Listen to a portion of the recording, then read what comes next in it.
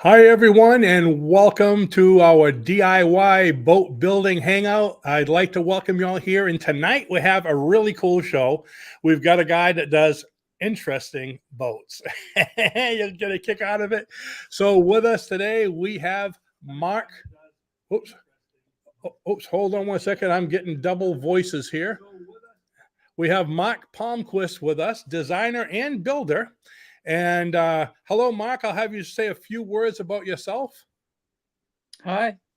Well, I designed my first boat at age 6. He's the one in And the middle. yeah. My dad was an inventor. He was a pilot. He was an inventor. He built a sailplane before I was born. Out of aluminum. He built an airplane. I was always around. My dad also was he had a machine shop in our basement, so he was a master mechanic and machinist. And he started experimenting with hydroplaning wings on sailboats in the mid 80s. And he tragically died in 1989 when I was a senior in high school, but not before he had already built 5 test models of a sailboat. And the last one, he got up to 24 miles an hour, which is pretty good for a 20-foot long boat. And the purpose of the design was to basically stop pitch bowling and capsizing. And so, because he was an avid catamaran sailor, and the best wind was always in the winter where we lived in Atlanta. There's like no wind in the summer, so if you want high winds, you have to sail in February and wear a wetsuit. And he was out there by himself, sailing and capsized, and was tired of freezing. So he said, if I just had a hydroplaning wing off the leeward hull, then my boat wouldn't capsize. And then he said, well, if I made it a full wing and extended it both ways, left and right, then I would only need one middle hull and not 2 hulls. So that was kind of the genesis of the Wingmaran. And we don't want to get too much into it. I'm going to show the pictures of it in a minute. Oh, sure. Yeah. So, but I was a mechanical engineering student at Georgia Tech, and then I discovered industrial design halfway through, became a product designer. And I've been, so I have both a design background and an engineering background. Great. So. And I wasn't forgetting you. We also have Jeff Krug over here as a co-host. Jeff, hi, you go wave so we can see which one. Howdy there.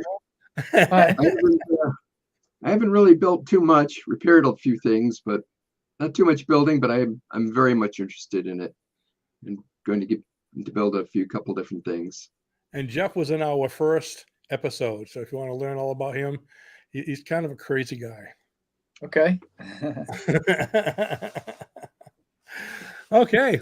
Well, we have 2 of your builds we're going to speak about. And the first one is actually called a shuttle punt. I thought this was so cool. I watched all your videos on this thing, watching you drive your well, let me show what it is. But I start talking about it, people are going to say, huh? I've got a picture of it right over here. This is the shuttle punt. And the cool thing about it is you can pull it behind the car. Now, this is folded in half, folks. It's not a coffin, okay? Actually, you could put a little periscope up there, and you can handle some pretty heavy waves in the ocean, I imagine. But but I saw this, and I thought it was so cool. And I'm going to have you go ahead and tell us a little bit about it, if you would. I'm going to go to the second picture so maybe they can see a little bit more what it looks like on the inside. There we go. Yeah, so the idea is to get on the river and be able to shuttle yourself up the river with a bike. and not to have two cars, because the Potomac River has a strong current. You can't really just get on a canoe and go upstream very easily. In certain areas you can, but where we live, the current is pretty strong. So what people do is they have a drop-in point, and then they leave a car at the bottom. And so that's what we originally did. Our whole family went down the Potomac, and we had so much fun, but it was really a hassle to have two cars and then park one car at the bottom. And we were just shuttling around the cars all day long. And I thought, well, what if I want to do this by myself? I can't drive two different cars. So I was like, but then there's this bike path on the Potomac River that runs parallel to the river. And I was like, well, if I can tow a canoe upstream with my bike and then put my bike on the canoe, then I can do both. I can ride my bike and I can go down the river on a boat. And so I started thinking, well, okay, so the idea was it had to be wide enough so that it would be stable enough to carry a bike and myself, but I didn't want to like knock the other bike riders off the path. So I did a lot of studying of how wide the recumbent tricycles are, and then I thought, well, if I made it like a canoe shape, it would not be stable. So I was like, well, what if I keep the same width all the way from front to back? And that's how it turned into a punt shape. So the lateral stability of any boat is determined by its average width. So this has the same width from front to back, and so you can have the same stability at 27 inches with a punt as you get with a 38-inch wide canoe. Okay, so I've actually saw the video where you were standing in it too. So that was where you actually got up. Yeah, so I can actually stand up. I can pull the boat. I can use a punt pole. But yeah, the whole idea is a boat that's easy to make. It folds in half. It's not too heavy, and you can tow it with your bike, and then there's space in the back to put your bike on board, basically. And it's got a kick-up rudder in the back, so if I hit a rock, which happens a lot in the Potomac River, it just pops up. But it's excellent at tracking. That's my first test. So I used some bike wheels that I got off of a kid stroller, like a kid carrier, and I just removed the hardware from a Schwinn and put it on my boat. So yeah, you can roll it right down the dock and right into the water, and then unfold it right there. Now, have you ever gone down the dock like that and let it go and said, "Geez, I didn't open it yet"? Yeah. Wow, she blows. Yeah, it takes off. Yeah, you don't want to like let go of it. Yeah. How does it? I noticed you had it hooked on the car, also, right? No, I don't pull it with the car. I put it inside my van. Oh, so it was in the back. Okay. When I saw the first picture, I didn't know if it was pulling it with the car. With the bike, does it handle pretty good behind a bike? Yeah. So if I normally go 12 miles an hour, it slows me down about 2 miles an hour. So I end up averaging 10 miles an hour instead of 12. But it doesn't. If you get the weight balanced right, then you don't even hear it, and you can't even tell that you're pulling something. So yeah, the key is the wheels have to be. They can't be in the middle. They have to be slightly back of middle, and whatever weight you have inside of it when you're towing it with your bike, it has to be pushed forward a little bit. And then you can't even tell that it's it's on your bike, that you're towing something. It's very quiet and very light. Let's see what we got here. Oh, whoa, I went too far. The my mouse sticks. Okay, did I go? There you go. There you are getting in it. And Yeah, now so that's stored in there, the chair. yeah, the chair, it folds in half, and then yeah, that's me setting it up. Yeah. And then you can go one forward there. All right, there's the chair. As you can see, it's very comfortable. It's right in the middle of the boat. And I was actually surprised how fast it was. I mean, it's not quite as fast as a canoe, but I was actually surprised. I mean, because I didn't really design it for speed. I designed it for stability, and I'm just going downriver anyway. So it's not like I'm crossing an ocean or a lake with it. So, but yeah, the chair is, I'm a furniture designer, so, and I'm into ergonomics. So the chair had to be really comfortable.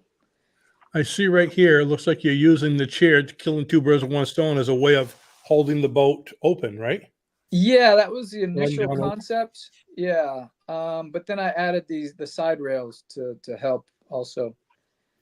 Right here? Yeah, that helps it even more. So like just in case, like if I stood up in the boat, and Yeah. the seat like kind of lifted up, then the boat doesn't fold up on me. So yeah, the side rails are a little safer for safety. You're standing up and sort of, oh no, like a big clam on you. Yeah. Okay. And let's see the. Oh, this is the one I saw you. Actually, I think I took this picture from the video because I wanted them to see you actually standing. Yeah. Yeah.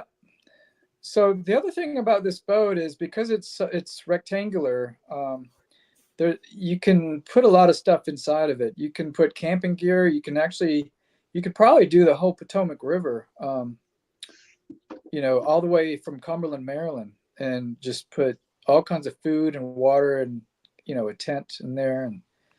And I haven't had a chance to do that yet, but I intend to. Okay. Now this is your design, right? Yes. And you have this available, I believe, if people wanted to get the plans. Yes, it's for sale on duckworks.com. Yep. And folks, I got the link conveniently right below the video and the comments. Actually, for both of them, we have the link to the to the plans if they wanted to go ahead and get them. So it'll be convenient there. Let's see what we got next. I'm not sure if there's another one that now the fun one.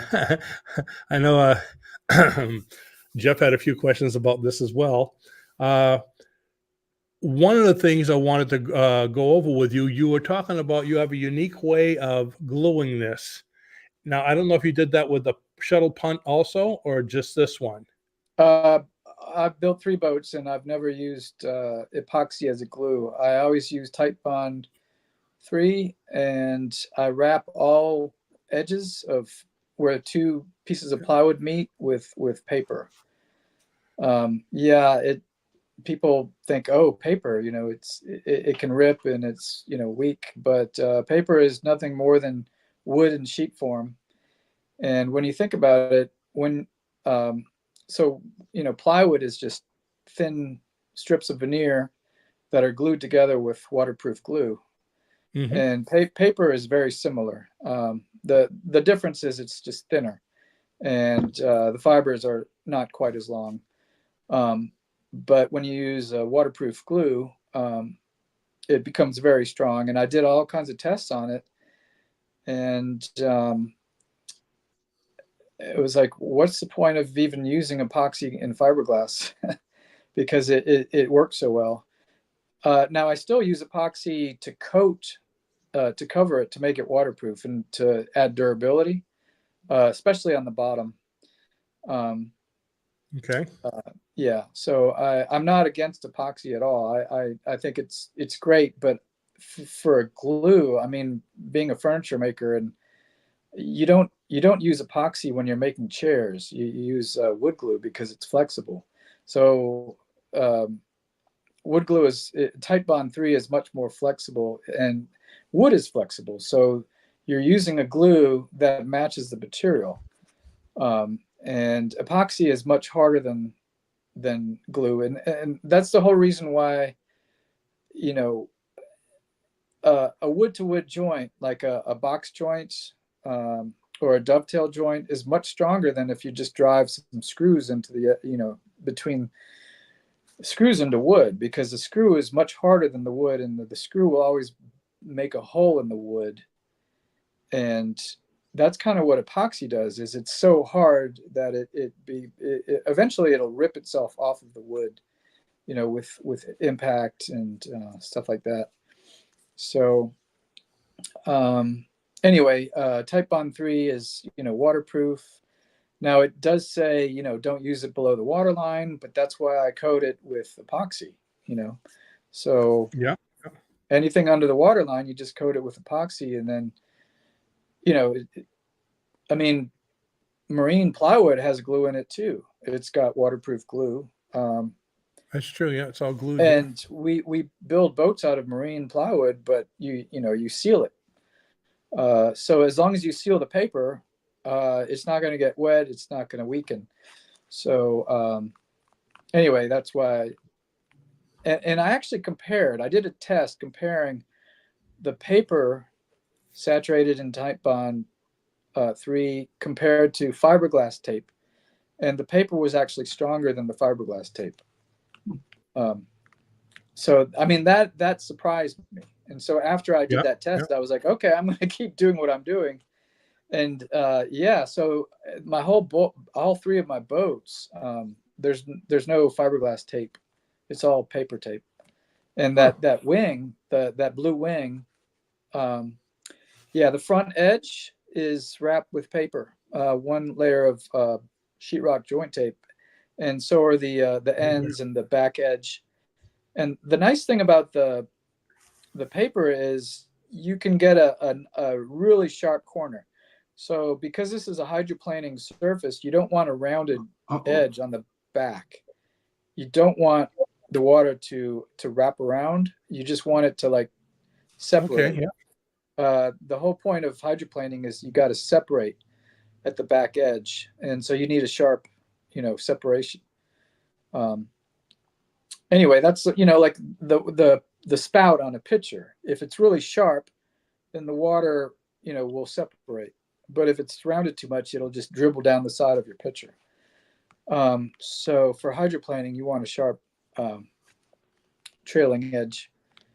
And I get some pictures of the plane. This is a cool looking boat. Now, for those of you that saw the advertisement and you're going to be watching this because you saw me say that it flies. Okay, it doesn't fly, but it looks like it could. Okay.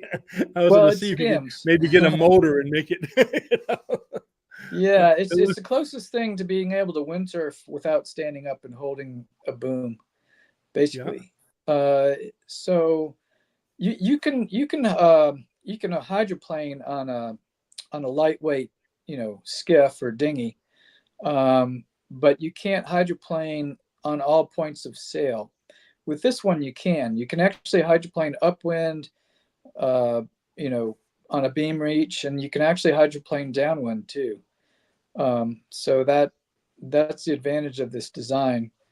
The other thing is it has an advantage over a trimaran in that the wing is actually above the water line. So if the wind conditions are really low, the wing has no drag because it's not touching the water. It only touches the water when the boat begins to heel.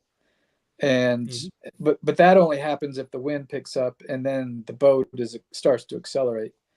And the reason you have to have hiking seats on a Wingmaran is because below about 7 This is here. Okay. Below 7 miles an hour, the wing is not efficient. So your boat should be traveling around 7 or 8 knots. And at that point, the wing becomes very efficient. um, and it's actually less draggy than like a big, long, skinny pontoon or ama or float or whatever.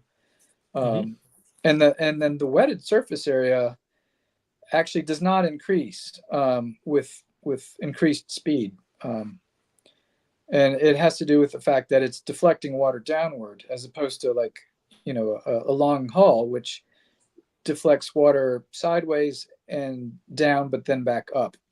So the net force on the hydroplaning wing is mostly downward, a deflection, which creates upward lift. And you don't get that from just a regular, trimaran float. You get more buoyancy, but you don't get the dynamic lift. Is that the same kind of concept as those boats that when you hit a certain speed, they actually go up in the air and they have those, they almost gliding? Yeah, Is it the same kind of concept as that? Yes. Yes. The hull, the middle hull on a Wingmaran will actually lift out of the water because if you get to a certain speed, if you get above 14 knots, the wing can support the entire weight of the boat. So, really? Okay. So instead of the wing pushing down into the water, the pivot point moves from under the mast to the wingtip. So the hull will actually lift out of the water before the wing will go down into the water. Sounds a little spooky. How do you, there must be an incredible amount of strain where the wing attaches to the boat. How do you attach it underneath so the strain gets dispersed across that whole edge there? Yeah, there's the stern of the wing is actually reinforced there. It's actually 1 inch thick. So it's a ledge. Yeah. So the back edge of the wing is actually 1 inch thick, and then there's this bracket that connects to the seat, and the seat has a crossbar that goes all the way across, from left to right. It's like 60 or 62 inches long, and it's about 3.5 inches tall. So it's like there's a hidden beam in there, and then there's a piano hinge, and the piano hinge does a good job of spreading the load, and so it forms like a triangular connection. I think I have a picture of that going. No, that's underneath. Yeah, that's not showing it too much. Yeah, the other thing you'll notice is the top of the wing is flat, but the bottom is inclined. It's basically a wedge shape, and I did a lot of research on hydroplaning and figuring out what the best angle is, and it's actually so it's designed for maximum lift and minimum drag, basically. Mm-hmm. You can actually increase the angle and create more lift. Just kind of like on an airplane, you can increase the curvature and get more lift. But when you increase lift, you also increase drag. So I kind of settled on this certain angle, which took 5 years of research to figure out. Middle of the night, you wake up. I got an idea. Oh, this is the one I was looking for, showing how the piano hinge, you can lift the wings. Yeah, so if you're pulling into a dock, you can lift one of the wings. If you're on a trailer, you can lift both wings. On here, you can see how the breakaway rudder goes up as well. Yeah. Yep.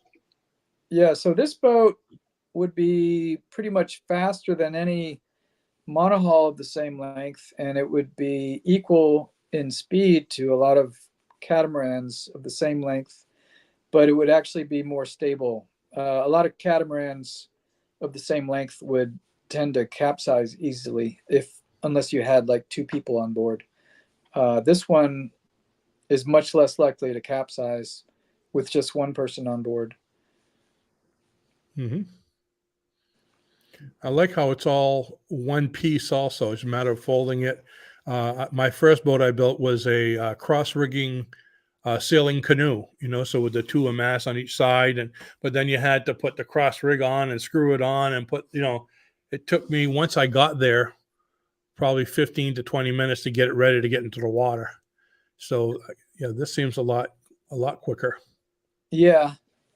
Yeah, we Stable. had a beach cat growing up, and it was always, very stressful to get the 26-foot mast, raised when you're on a trampoline, and my dad was sliding all over the place, because if it's raining, then the trampoline is wet and you're sliding, and you're on a ramp anyway, and the whole boat is tipping down, downward, and you're fighting gravity. It's just, anyway, that's why I went with this balanced lug with I actually designed the sail for this too. I wanted a square top because I'm an avid windsurfer, and Where is it? Is part of the sail. I only have these two pictures of it. I got these pictures, okay. and then I realized you wrote on them for some reason. I said, "Oops." Oh, yeah, that's just showing the speed right there. That sail is actually from a sunfish. Yeah. Because I actually haven't tried it with the sail that I designed yet. I don't know if I kind of ran out one of time. is a bigger sail. No, I don't have one with the sail up, unfortunately. Yeah, that's a 75 square foot sail right there, and I got the boat up to 13.7 miles an hour, which is about 12 knots, which is a sunfish cannot go over 10 knots, and that's like hydroplane. That's like with 25 knots of wind going downwind. And I was going on a beam reach, and then I was still able to go 12 miles an hour downwind too. So, yeah, there's a video on YouTube that shows the speed. Yeah. And the biggest problem I had was, spray coming off the bow started filling up the cockpit because I was going so fast. So I have to add spray deflectors in the front on the sides of the hull, and maybe some kind of automatic bailer or something for the cockpit. Because if I was having so much fun sailing it, but if you have to stop, every 10 minutes and bail the water out. Yeah. So the Wingmaran 15, it has a self-bailing cockpit. The prototype that you just saw that I built, that does not. So Okay. Now, 15 is the previous one or the next one? I don't Because know. I noticed you had some plans here, and let's see. I'll get you back on here. Okay. Yeah, this is my prototype, and that's a 14-foot boat, and I got it to go. So Yeah. I was actually looking at this for a while, saying, "Well, you get some cool ideas coming with this. This is what you're working on now here." Yeah, that's the 16. That one has a cabin on it. It's the 16X, X for expedition, and Let's start. yeah, the whole idea. Make it bigger so people could see.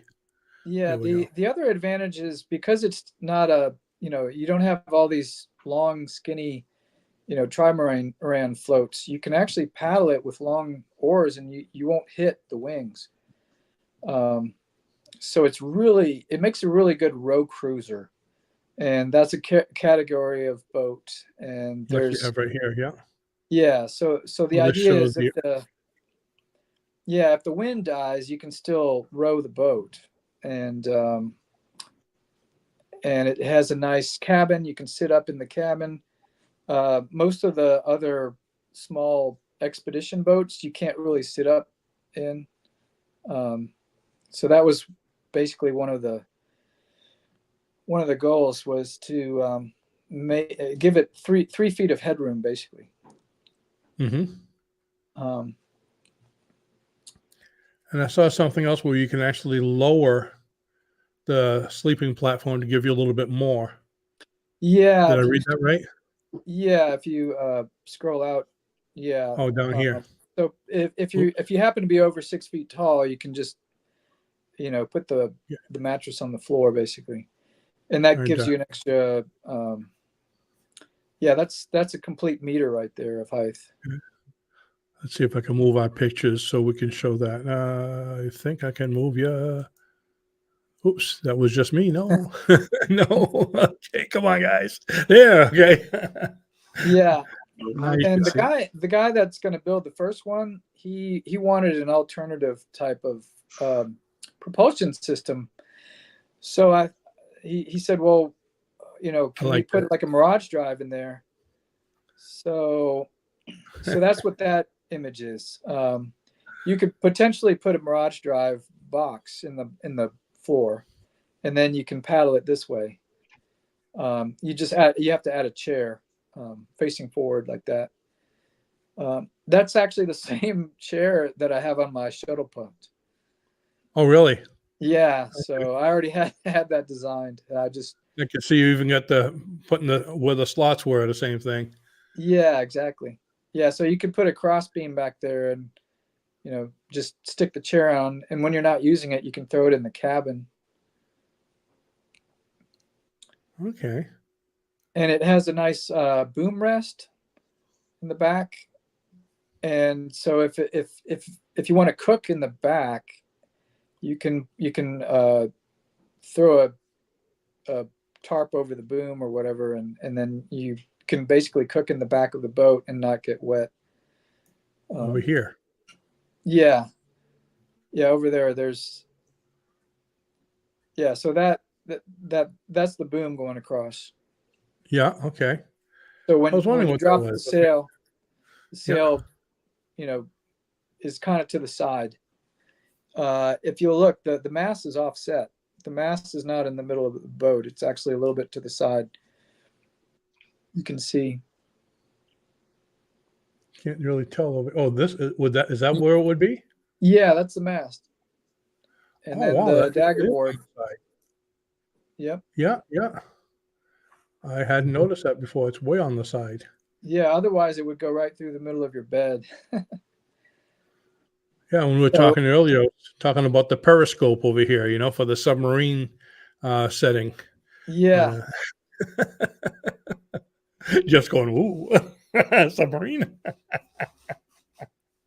Yeah, so the last boat that we had, it had a mast, right in the middle, and then it had like a mast pole that went right through the middle of the cabin, and it totally destroyed all the interior space. And I hated it. It was a Cape Dory Typhoon, and it had space for two people, but with that mast pole right down the middle, it was awful. It was just it was really hard to get in and out of the beds.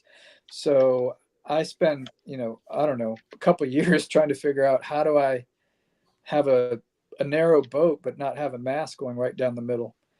Now the wings are the same length going off each side, right? Yeah, effectively, one wing will be longer than the other, but because of the mast, do you think? Yeah, because the mast is offset. Yeah, that's what I was thinking. Is if it's going to affect the riding of the boat having the mast on one side. Yeah, but what you can do is you can put more weight on the side opposite the mast. So like if you have an anchor or whatever, you can scoot it over to the starboard side. Like a ballast. Yeah. Exactly. So yeah, the whole trick about sailboats is balance. Everything has to be in balance or else it doesn't work right. And yeah, but you can modify that by putting more weight on the other side of the boat. Mm-hmm. Let's see, I had it. I go to where we have it. Oh, this is kind of neat. So you can see the back of it, how it looks. Now, are these holes so you can just keep it going straight without having to hold it for a while, or? Those holes are actually to reduce weight. Oh, okay. Yeah, but they're also convenient for tying down when I'm trailering to to hold the sail in place. So I can connect all kinds of bungee cords to that. And yeah, but that's just weight savings.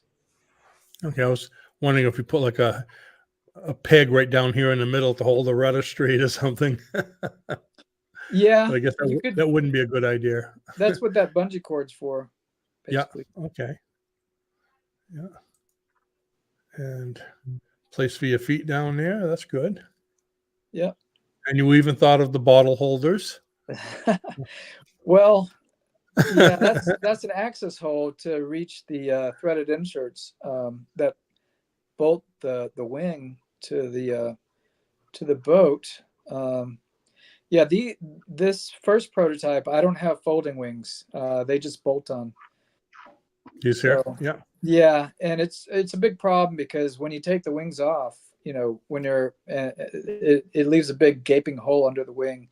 And believe it or not, I've only sailed this boat 4 times, but 2 out of the 4 times it's actually poured buckets on the trip back to my house. And so by the time I get home, my boat is like full of 2 inches of water. Yeah. So Okay. so that's why I redesigned it so that there's not a big gaping hole up there. And this is that one we just looked at. Is Yep, that it's the same boat. Yeah, that's the 14-foot prototype.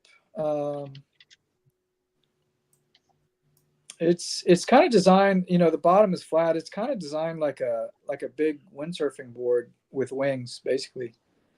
It's a scow. The hull shape is called scow. And the reason for a scow shape is for going downwind. It keeps the bow from diving. But it's not ideal for going upwind. So this was just an experiment. I was concerned about, what happens if you're basically trying to approach a beach and there's break, in the water, and there's waves basically breaking on the beach. And so that's kind of why I designed the bow that way. So that you wouldn't basically bury the nose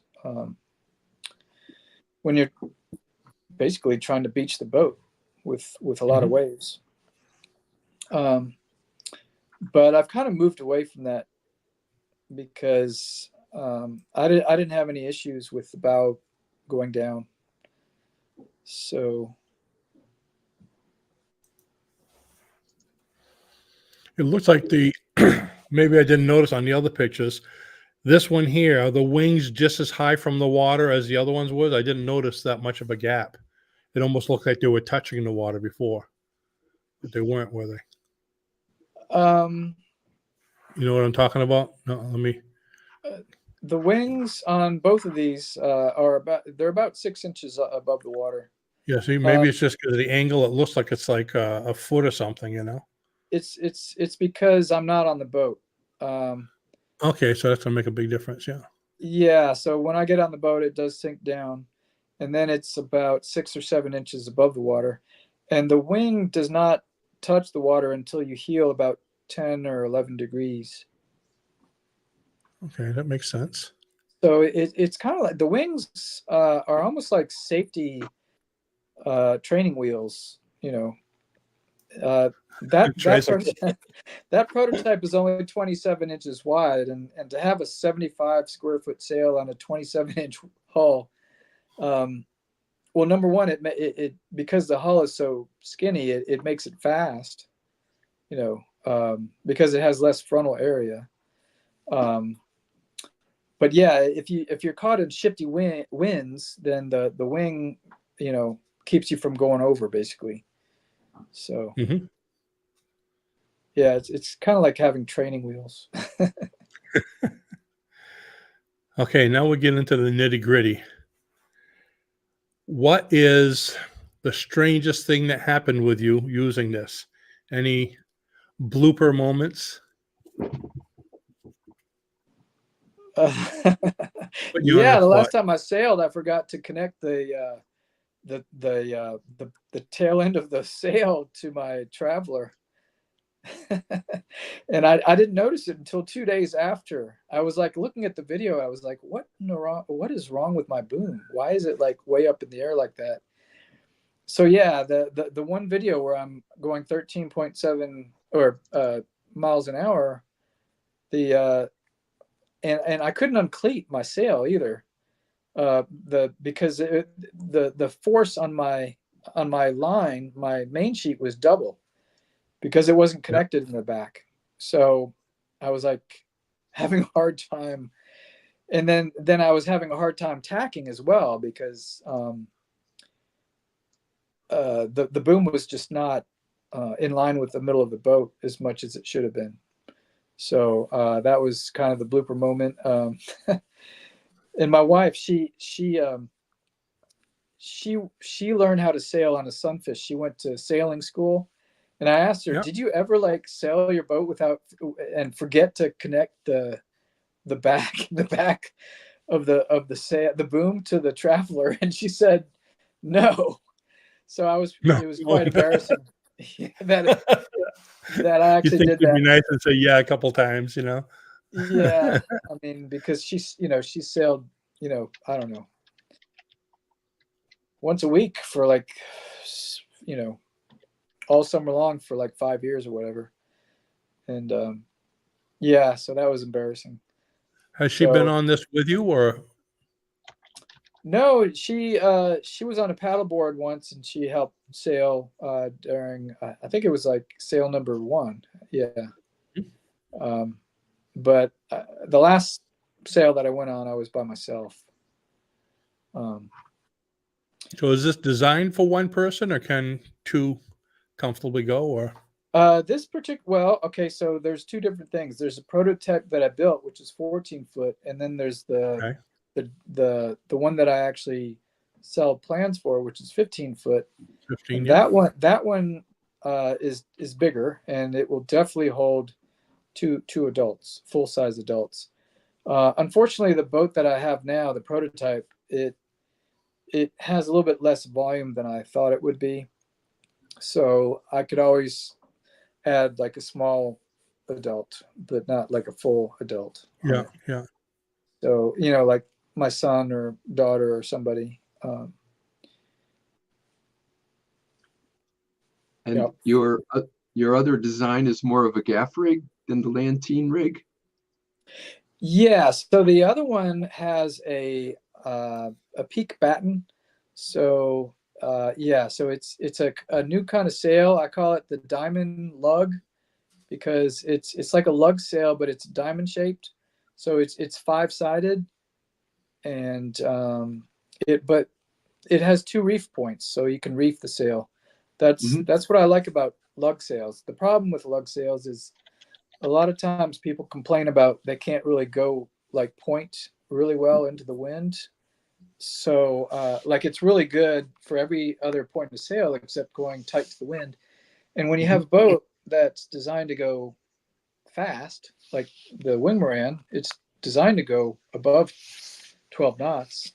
In fact, I predict the speed to be, it could probably go 16 knots, with the bigger sail.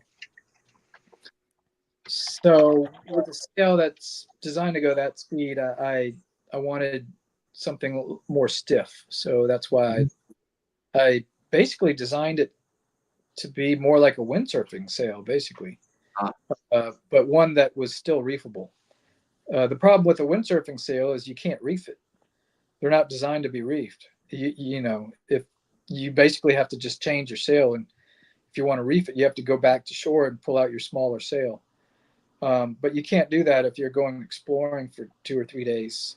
So that was the criteria for the sail, is it had to be reefable, but it also had to be, designed so it could still be relatively stiff and not bag out too much. So it doesn't have a spar at the top, it just has a batten? Yeah, it has a batten at the top. Yeah, exactly. Yeah, well, it has both. It has a luff pocket. Yeah. Oh, up the leeward edge or the leading edge? The leading Must be a edge little- has the luff pocket, and it's got a 12-foot spar. It's the same as a sunfish spar, Oh. but then it has a square top, and that's held in place with a batten. So yeah, that's what makes it different from just a regular balanced lug sail. Is it has an extra side. It has a flat top, basically. Nice. So shaking my head, all the stuff that went into this. I'd say, oh no, I did it backwards. The wing is backwards. Oh no. Sailboats are a whole different. Yeah. It's just it's amazing. It's definitely an amazing boat. Now, what advice would you give to people for building it? As for everybody wants to know, how easy is it to build? Is it tough? Is everything included in the plans? What can you tell them about the building process? Okay, well, for about 20 years, I was a professional instruction sheet creator. So I've been creating instruction sheets, exploded isometric views and everything for about 20 years for BDI Furniture. I did all of their instruction sheets on how to assemble their furniture.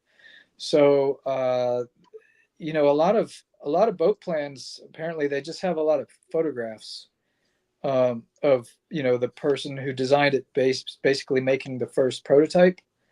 But my drawings are exploded isometric, and there's a full, I provide all the patterns, all the shapes, full scale. So really? Full size? Yeah, you can print it out on bond paper, full scale at your architectural print shop, and basically just spray mount it to a piece of plywood or MDF and make a full scale pattern. So you don't have to do lofting. You don't have to read a bunch of charts off and plot a bunch of points. And eventually I would like to sell a CNC kit where I provide all the cut parts that are already cut. I haven't gotten to that stage yet, but that's an idea. But yeah, the boat is really the thickness of the plywood mostly. What now? What's the thickness of the plywood mostly? So the Wingmaran 15 is 4 millimeters mostly, and then there's some 12 millimeter. That's basically it. Yeah. There can be 6 millimeter on the floor. Or you can use 4 millimeter and then put a layer of fiberglass on it. So it's mostly 4 millimeter, but there's an option for, if you don't want to use fiberglass on the floor, you can use 6 millimeter on the floor. Mm-hmm. Yeah. And then so there's pretty light.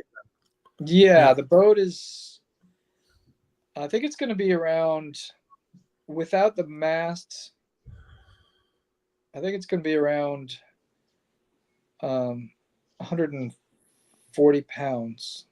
Wow, very light. Yeah, the wings are only 30 pounds each. They're actually pretty light. Yeah. Yeah. No ballast or anything? Nope, you don't need ballast on a Wingmaran. Well, I guess, yeah. Yeah. So the whole, there's two ways to keep a boat from tipping over. One is you add weight to the windward side, and the other is you add some kind of lift to the leeward side, and they're both equal. And so with the Wingmaran, I chose the lift on the leeward side, and so that's why you don't need ballast. And that actually helps also with the top end speed. So. And the construction is paper, tight bond, tight bond glue. Is it do you have frames in there, or do you do a stitch and glue? It's chine logs. So there's a 5/8 by 5/8 square piece of, cedar in the corners, and you glue those to the side pieces, and then that creates lots of surface area for gluing the bottom to the boat. And then you radius the corners about a 1/4 inch or so, and then you add the paper on top of the corner, and the paper is saturated with Type Bond 3, and that it ties the seam, the corners basically together. And so that's how I get away from using, epoxy fillets on the inside. You don't have to do all that. Now the problem with epoxy fillets on the inside is epoxy is actually heavier than the chine logs. It's a higher density, so that also helps in keeping the weight of the boat down. And yeah. Do you use little pin nails or brads to hold it when you're setting up the glue, or clamps? I use crown staples, a narrowhead crown staple gun. It's 6 millimeters wide. I use 5/8 inch staples, and I just back off the pressure off a little bit. Instead of 100 psi, I use like 90 or 80 or something. And when I do the staple, I try to stay away from the outer corner so that I can, zip it with my router and radius it. Yeah. And then the router bit does not hit the staple. So it works really well. I was thinking duct tape. That's my answer to everything. Duct tape. Jeff says, I'll never go on a boat with you. I'll go. Count me in. I'm making a 32-foot boat outside out of duct tape. He's doing it with paper and glue. Duct tape should work. Amazing what you can fix boats with. Yeah, so the paper is it's almost like welding the corners together. That's the way I look at it. And then, then you're still waterproofing it afterward. Right. Either with paint and primer or with epoxy. And the other thing is I actually, you can use it on the interior corners too, around the floor. You can put paper along the interior corners, and that's what I did on my prototype. So go ahead, Jeff. What brand of epoxy do you like to use, and what kind of glue paints do you like? I think you use Rust-Oleum is one of them. Right. I use Type Bond 3 as a glue. I use shellac as a primer because it sticks to everything. So if there's glue and you paint it with shellac, the shellac will stick to the glue on, the glue. Mm-hmm. So that's why I use shellac as a primer, and it's really easy to sand. You can sand it really well. Now, shellac is not entirely waterproof. It's water resistant. So, but that's why I use a waterproof glue paint on top of that. And I've been using Benjamin Moore Advance. It's not even a marine paint, and it's water-based, but when it dries, it actually becomes an oil-based paint. Huh. Yeah, it's kind of this weird formulation where it's water-soluble, but it cross-links and the water evaporates, and what's left is basically an oil-based paint. And it gets really hard. And because I'm a cabinet maker, that's like the #1 cabinet paint. It's the hardest, for a bookcase. That's what people use. And then I was like, well, do they have an exterior version of this? And then I found out that the high gloss version is exterior grade. So I used it on my first boat, and it worked. And since then I tried other paints. I tried a porch paint, and it was just not as good. That orange paint that's on my punt, that was porch paint, and it's not as good as the Benjamin Moore Advance. So, yeah, so now I'm back to using Benjamin Moore Advance high gloss. That's a pretty good tip for any of the boat builders that are doing stitch and glue or the Spira type designs for paint. Yeah, I mean, it. Why the other thing is it comes in like 3,000 colors, and a lot of these marine paints, the colors, you get 5 different colors, or Yeah. there's one brand, Kirby, that has much more variety. I think they have like 20 colors, and that's a good paint as well. But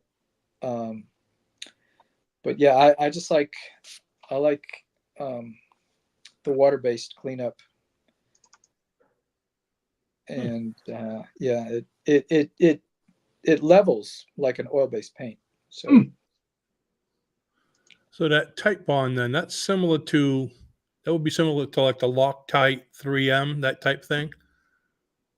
Have you ever seen the Loctite? Yes. I guess it's Loctite three times. I think PL3 or something like that. That's what I was using on my big one outside, and I actually did a video on it, which I was looking at different ones on how strong it was, and I glued 2 2x4s together. Not a lot of it, and put it together, let it set overnight, and the next day I took a sledgehammer to it to try to separate it, and it didn't separate where the glue was. It ripped the wood off. I was shocked. I never thought glue would have done that. And that's what I got all my frames glued together with. Yeah, so, Type Bond 3 is the same way. It's stronger than the wood. It you will wouldn't never think so. It's amazing to see. Yeah. Yeah, Type Bond 3 is the same way. It won't break wherever the glue joint is. Yeah, it'll break somewhere else. Yep. Great. Anything else, Jeff, we got for him? No, I'm making sure I write down the advanced paint. I don't have to take notes. I get the video. Benjamin Moore Advance high gloss. I love it. High gloss. Yeah, high gloss. Yeah, it's interior, exterior grade, and it does take a while to dry. But gosh, it's once it dries, it's really hard. And once you're ready, this is probably totally unrelated, but once you're ready to paint, whether you have glue or epoxy on it, because I think you said you epoxy the bottom. Do you sand the epoxy before you paint it? Yes. Yeah, I always, exactly. Because with my, I did the canoe I was telling you about, I epoxied the whole thing, and then I painted it with, I can't even pronounce it, PETIT paint. It's supposed to be a Petit, ocean, yes. Petit. Yes. And I hardly even, I used the canoe maybe twice. I had it covered out in the backyard for like 3 years. When I took the cover off, it was all chipped everywhere. The paint just started peeling off. Yeah, I do sand, and I figured maybe it was because I didn't sand. Yeah, and then you have to clean it with denatured alcohol or something. I use 150 grit, I think, or either that or 220. I can't remember. But there has to be some kind of. You have to scuff up the epoxy if you're going to paint on top of epoxy. Glad I learned that on a small boat. Could be a disaster on a 30-foot hull. The same thing with in between epoxy layers. You have to sand it to either 150 or 220, and then you have to clean it. I think I used denatured alcohol. I can't remember. It might be acetone. Yeah, because I guess it has like almost like a film on it. Yeah. But you put you got to get through that.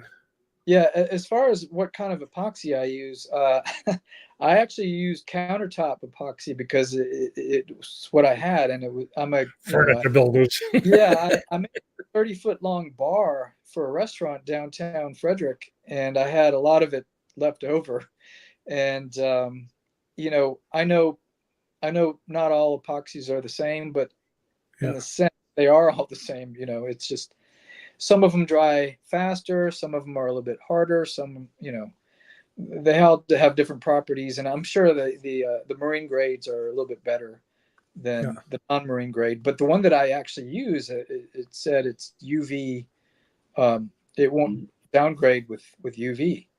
So yeah, it was like, a lot of epoxies are not UV resistant, and this one was, but I painted it anyway. And the only part that I didn't paint was under the wing. So the bottom of my wing is actually, you can see clear through to the plywood. But the bottom of the wing gets no sunlight anyway. So I just left it,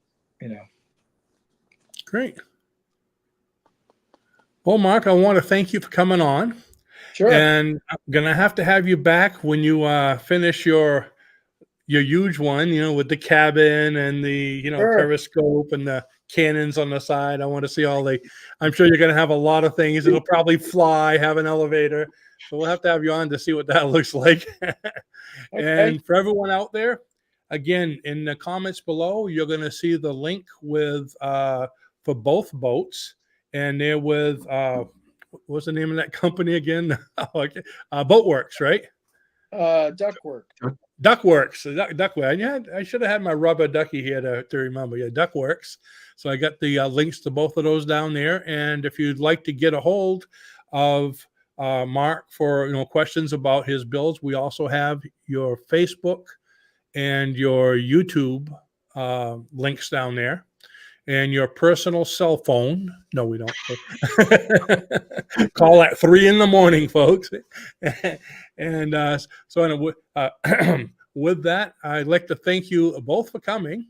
And we appreciate all you folks joining us. And leave your comments as we go that you have. Want to hear all the controversy about glue? Leave all your comments down there. And we will see you next time. Take care now. Thanks. Thank you, Mark. Thank you, Ren. All right. Thank you. Bye-bye now. Bye-bye.